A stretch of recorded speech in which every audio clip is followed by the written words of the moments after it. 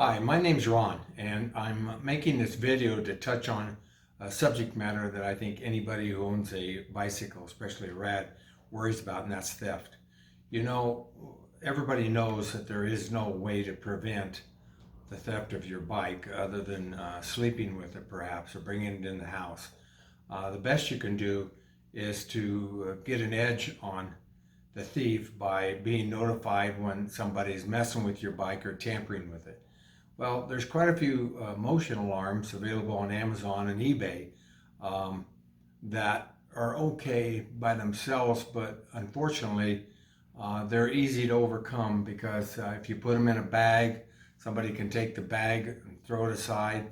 You can step on them and break them. You need a little bit more protection, and that's when I came up with this idea to kind of enhance the protection of those alarms. The alarms that I'm talking about all have one similar thing in common, even though they're all made in China, and they have different looking remotes, but they all have the same alarm box, this device right here. So if you've bought an alarm that has that type of look to it, and some of the names I noticed are Fosmon, Onvion, Superlink, nonetheless, they will all fit inside the box that I created to mount on the front of your RAD bike to offer more protection. And let's get into that now. Okay, I've placed that alarm at the other end of the garage. I think it's about 20 feet. Most of these sound systems are tested at 25 feet, but I don't want to go outdoors. They advertise that as putting out 113 decibels. So it's armed, and I've got my sound meter here, and let's see if it does accurately put out 113.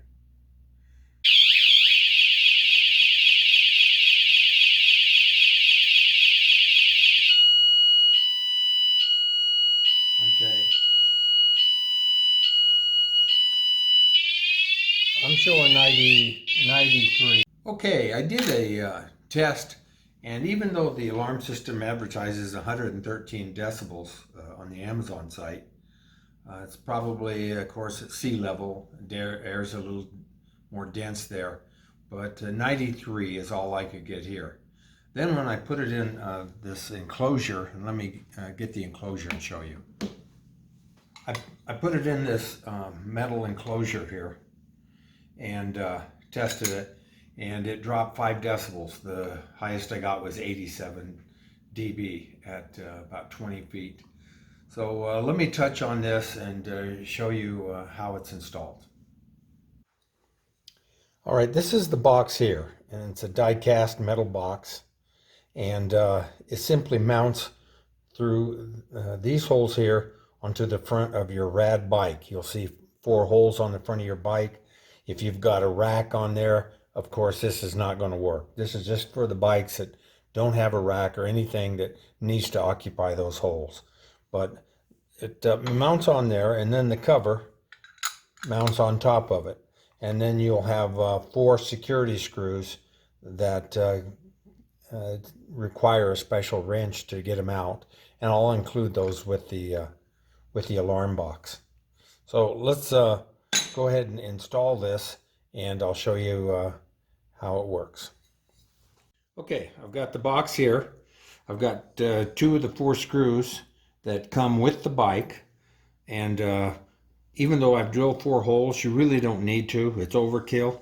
I only use 2 screws that diagonally across. So let me go ahead and install those, and we'll go to the next step. Okay, the next step is mounting the alarm itself inside the box. I kind of got ahead of myself. Just use the Velcro, put a piece on the back of the alarm, then take the another piece, put it on top like that, and then simply, I won't do it now because I've already got some in there, but then simply place it pretty much centered in the box like that. I'll take this off. Just like that. And then you'll go ahead and let me get the cover, and I'll show you how that works. Okay, then go ahead and you'll take your T15 security screws, there's 4 of them, And this is the T15 driver bit. Use a 1/4-inch socket like that. It'll fit in there. And then you'll take your cover and install it. Let me step over here and get it.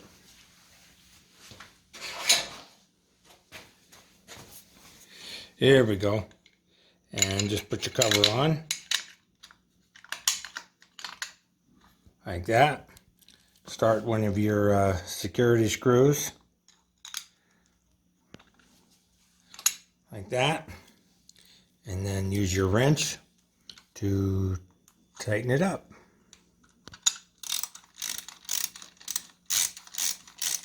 And then go ahead and put your last one in.